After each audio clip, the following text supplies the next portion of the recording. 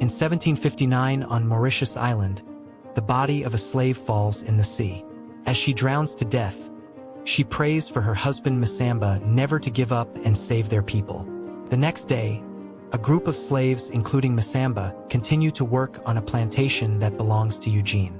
There are only 2 weeks left of harvest, so Eugene asks Masamba to keep an eye on things and make sure nobody is slacking off. He also calls him Cicero instead of his real name. This causes another slave to see him as a traitor. That night, Masamba teaches his daughter Maddie more reading and writing. Maddie interrupts the lesson to share that her friend Ruba showed her a path on the southwest that should take them to Phibome, a village where all runaway slaves hide.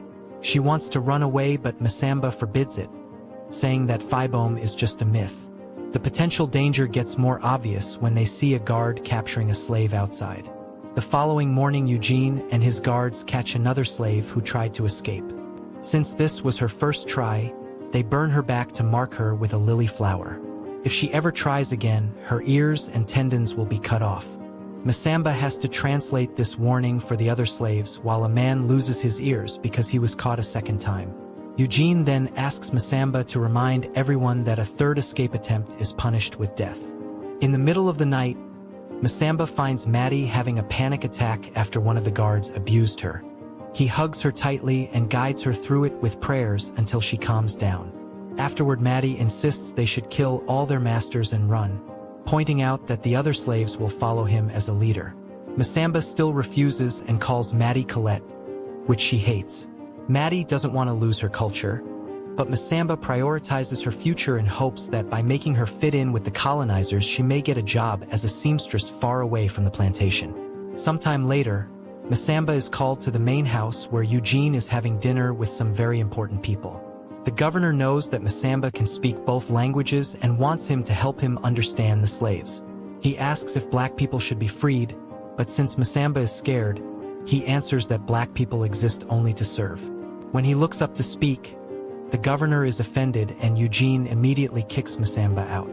Eugene's son Honoré explains he was the one to train Masamba because he grew up here in the plantation and quickly understood that some slaves were trying to rise. Teaching Masamba convinced him that black people are also human. The governor brings up Madame La Victoire, a woman who hunts down runaway slaves and has the opposite views. An argument ensues over the treatment of slaves, and Eugene has to silence Honoré to avoid trouble. However, the governor now thinks Eugene doesn't rule this area well. After the governor leaves, Eugene slaps Honoré for spewing his troublesome views. Then he calls Masamba to announce he's losing all his privileges. He'll cut Cain like the others and he won't live with his daughter anymore. Maddie will stay under Eugene's roof, and if Masamba tries to protest, he'll kill her. When Maddie hears about this, she tries to self-delete, but Masamba stops her and sends her to the house. Seconds later, Masamba hears the dogs barking and lots of screaming. He immediately runs out and finds a guard on fire, but no Maddie in sight. The other guards tell him that Maddie ran away before sending him back to his room. The next morning, the guards tell Eugene that they couldn't find Maddie. Eugene asks them to call Madame La Victoire before telling Honoré to join the hunt to fix the family's reputation. Honoré is forced to agree, but also asks his father to treat Maddie better when he brings her back. Afterward, Masamba is tied to the ground and whipped for several minutes to make him talk, but he has no idea where Maddie went. At that moment, Madame La Victoire arrives with her sons Joseph and Baptiste. She turns down Eugene's money and asks for the details of Maddie's escape. Victoire tries interrogating Masamba, explaining that she'll bring Maddie alive because she believes in punishment, but Masamba continues to swear he knows nothing. Then they bring Maddie's friend Ruba, and since she's pregnant, they dig a hole in the ground for her belly before tying her up. They only need to whip her feet once before she tells them Maddie went looking for the Phibome village. Victoire has heard of the legend before and immediately leaves with her sons and Honoré to start the search. Using Maddie's clothes, a dog follows her smell through the forest until Victoire finds marks on the ground that indicate Maddie met someone and left with them. A few hours later, the group notices there are no more traces to follow, but they can see a hill in the distance. They decide to get to the top and watch for a while to see if anyone will come out of hiding. Back at the plantation, Masamba has been locked up in a tiny cell with a chain mask around his head. He begs Ruba for help, but she ignores him. When everyone is done working, Ruba throws food at the dogs to keep them quiet. Later that night, Ruba carefully sneaks around and frees Masamba from the cell before rushing back to her room. With the dogs asleep, Masamba manages to run through the field without being detected. The next morning, Victoire's sons think Maddie is gone and they're wasting time, but Victoire thinks they need to be patient. Meanwhile, Masamba has reached the forest and stops by the river to drink, which is hard because of the mask. After hitting the lock for several minutes with a rock, he manages to break it and take the mask off. Using branches to create shadows under the bright sun, he can find the right direction to continue the search for his daughter. That night, Victoire scolds Honoré for eating without manners like a black savage and forces all the boys to pray. She explains God has always been her guide and saved her in the darkest times. Honoré has already heard her story. He knows she was abused as a child, forced into an unwanted marriage as a teenager, and the first woman on the island to be divorced. He thinks she's the only person on the island who knows the horrors the slaves go through and should be sympathetic. But Victoire insists that the church has proven that black people have no souls. She doesn't think it's her place to question the church, yet Honoré can tell she has doubts. During the night, Masamba dreams that his side. The following day, Masamba starts going up the hill and is seen by Victoire.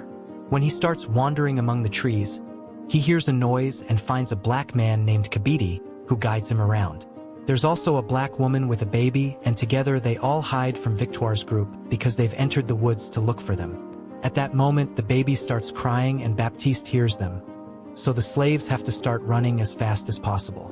Unfortunately, they can't go far, so Kabidi makes the mother hide and gives Masamba one of his blades.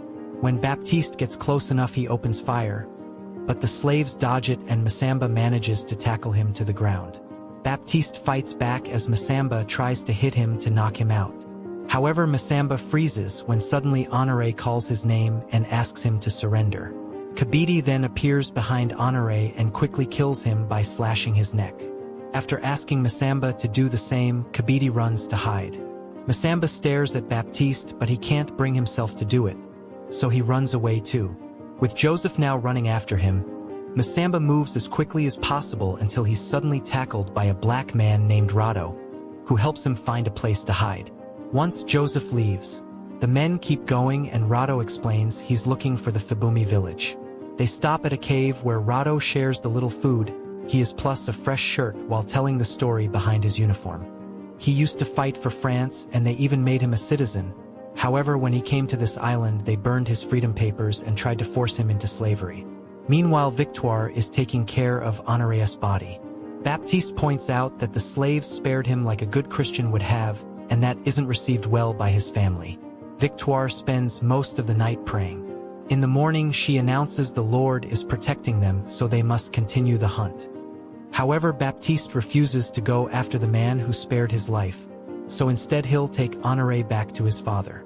A furious Joseph jumps on his brother and they start fighting on the ground while Victoire stares without doing anything. After a few minutes of wrestling, Baptiste manages to defeat his brother and leaves the forest with Honoré's body.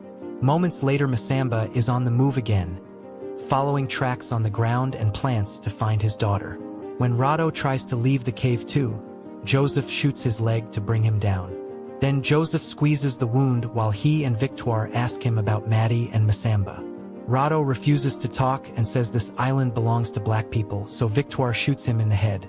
The duo searches the cave and finds Masamba's old shirt, so now the dog can follow his smell. In just a few minutes, the dog finds Masamba crossing the river and jumps to attack him, unaware there's a waterfall behind them. They both fall into the lake below and Masamba tries swimming as fast as he can, but the dog easily catches up to him and bites his arm. As he screams in pain, Masamba pushes the dog off and grabs a rock to smash the beast's head to death. On top of the waterfall, Joseph and Victoire see Masamba escape into the woods. For the next few hours, Masamba continues to wander around the forest while following any track he can find. Eventually, he has to stop and rest because he's losing too much blood.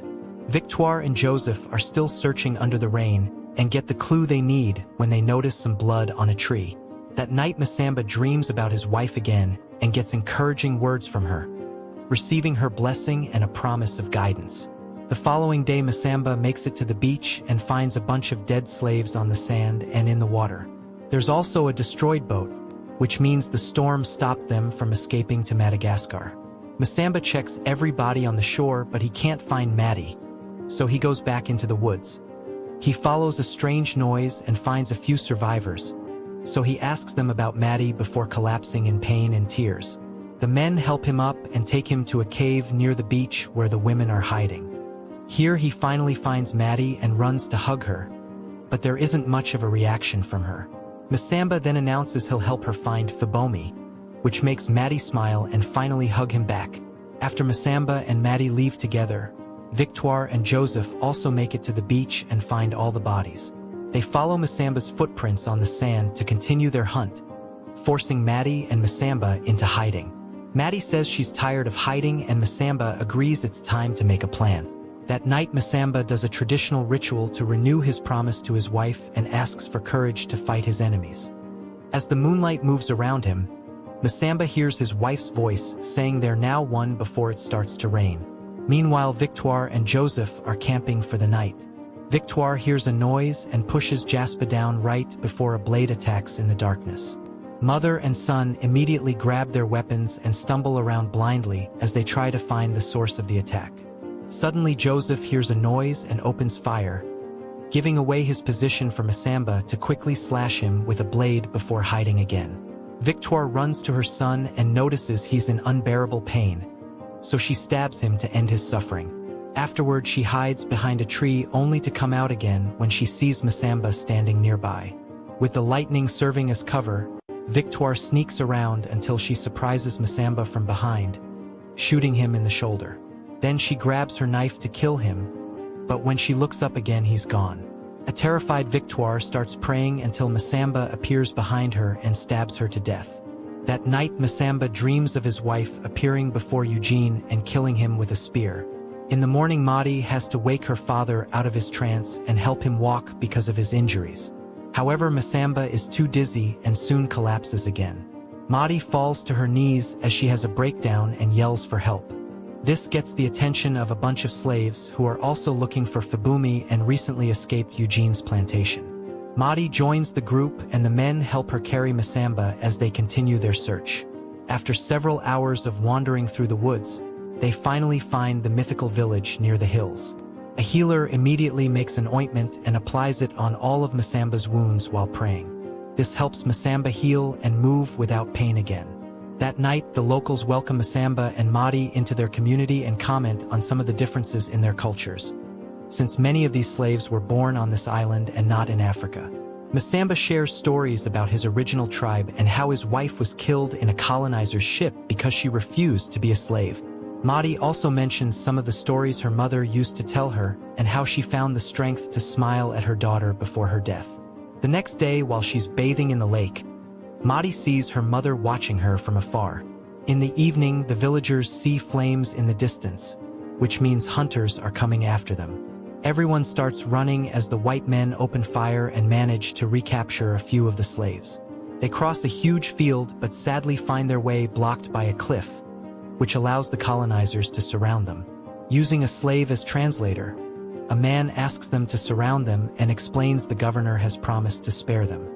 Masamba says he wants a life with no chains and no masters, inspiring Maddie to start singing a traditional song. The villagers sing along before they delete themselves, choosing the end over slavery. Make sure to subscribe and turn on notifications so you can watch more videos like this.